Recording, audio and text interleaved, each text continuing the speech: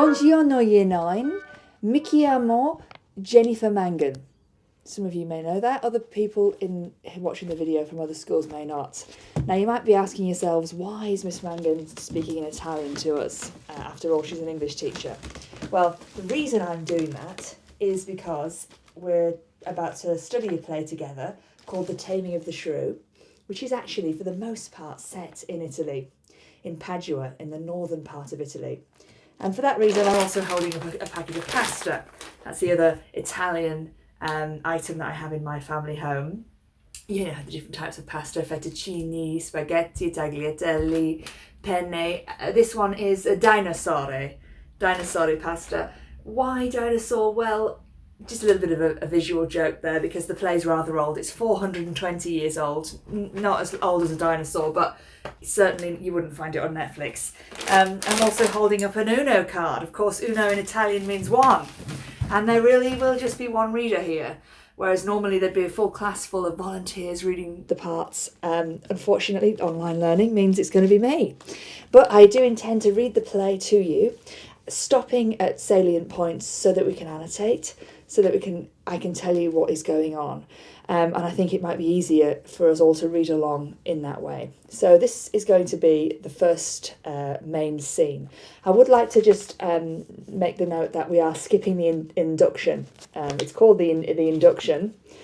And the induction is set in England, in a wealthy man's house.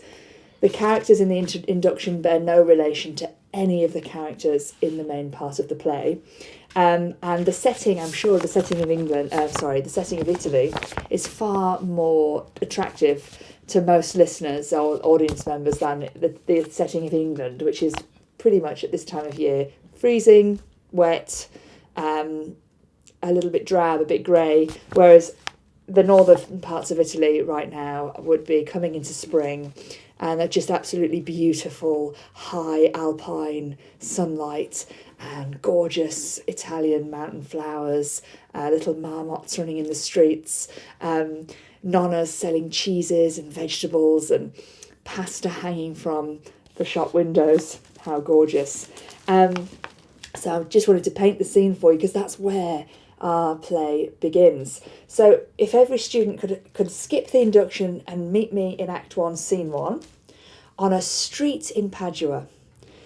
So I just want you to picture for a second the scene. I'm trying to get you to maybe even close your eyes, to imagine the medieval buildings that would have been there, that are there now, and that would have been there when Shakespeare was envisaging his play. I don't know whether Shakespeare went to Italy. He did set a number of his plays in Italy, but certainly he may have done, because there are a few years of his life that were unaccounted for. He may have gone abroad. I want you to imagine the beautifully ornate medieval buildings that were all built in a higgledy-piggledy style on the side of mountains in olive groves. Often the laneways between those buildings were very narrow and dark, but the neighbours could hang their washing out over over the streets.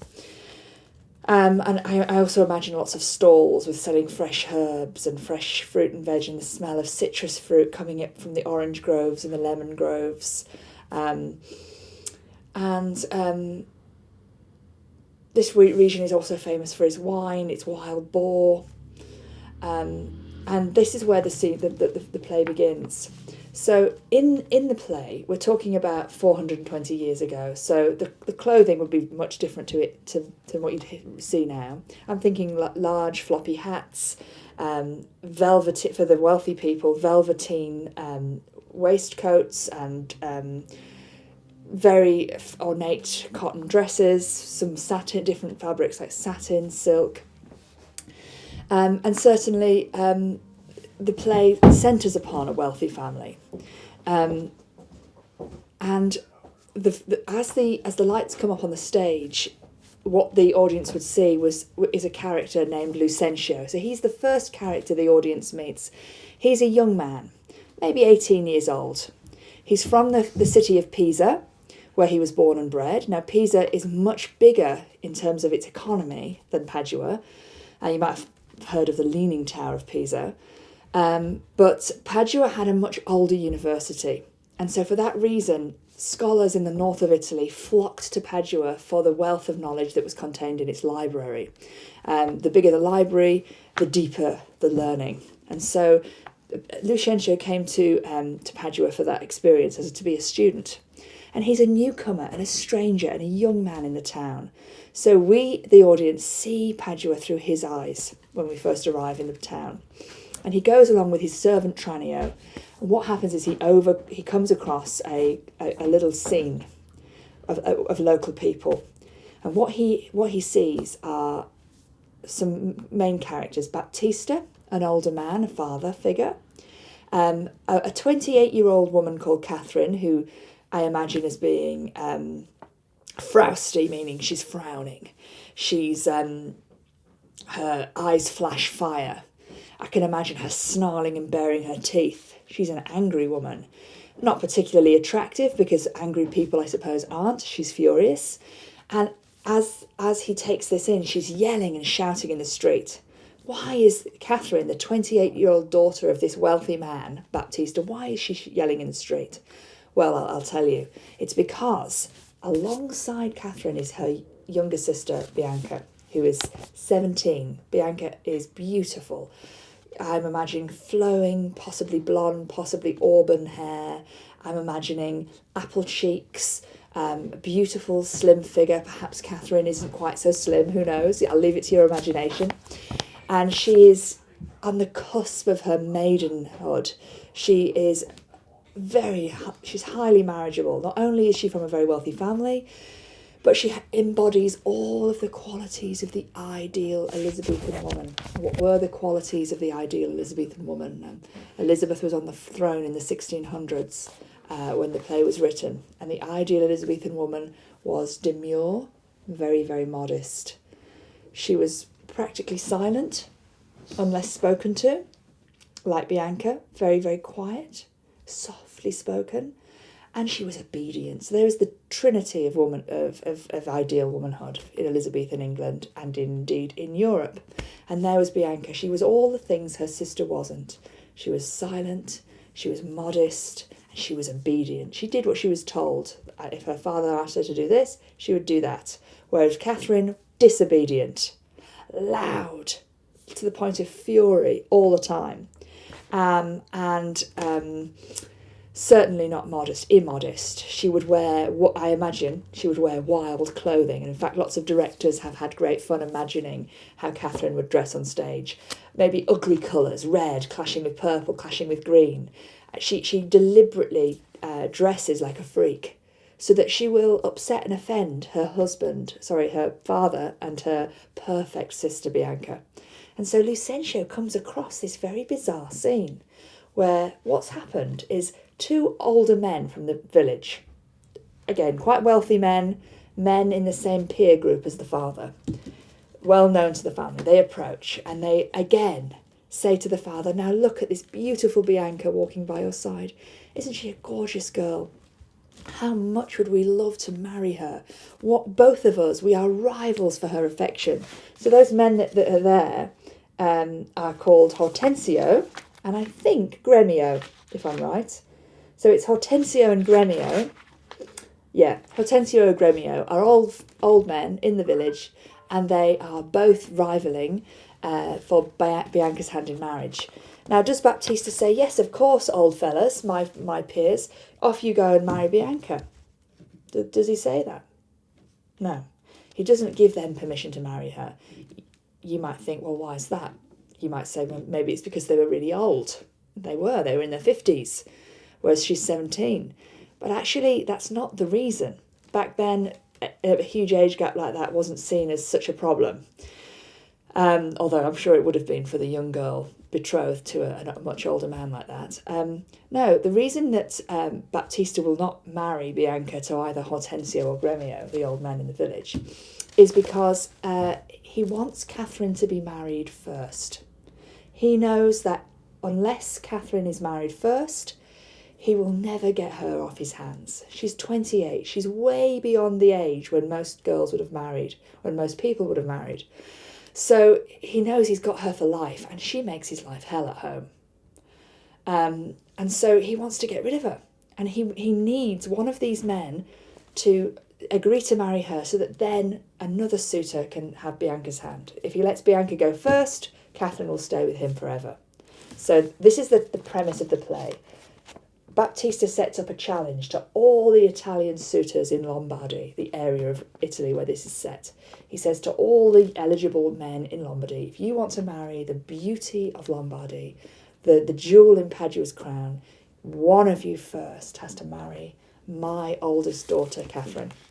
And when Catherine hears this, she is, well, I don't know how she feels. I'll leave that with you. How would you feel if that was you?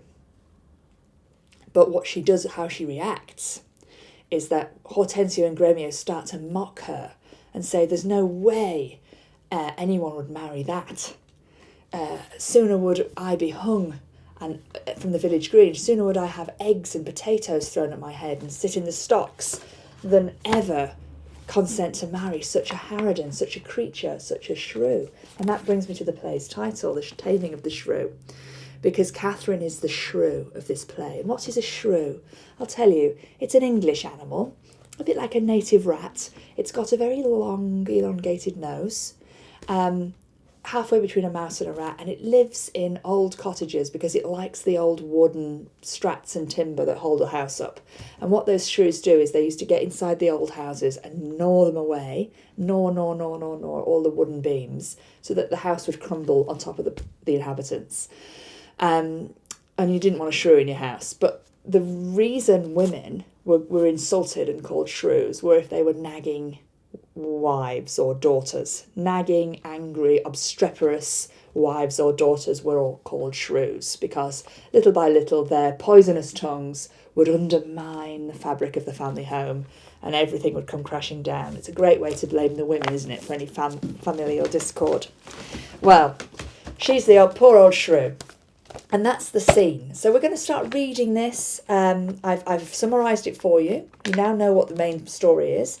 But now we're going to read it together. And I would thank you if you would follow me along from Act 1, Scene 1, from where the map is, the map of Italy. We're going to start with Padua, a street. Enter Lucentio and his servant Tranio. Lucentio. Tranio! Since for the great desire I had to see fair Padua, the nursery of the arts, I am arrived from fruitful Lombardy, the pleasant garden of great Italy, and by my father's love and leave, I am armed with his good will and your good company, my trusty servant, well approved in all.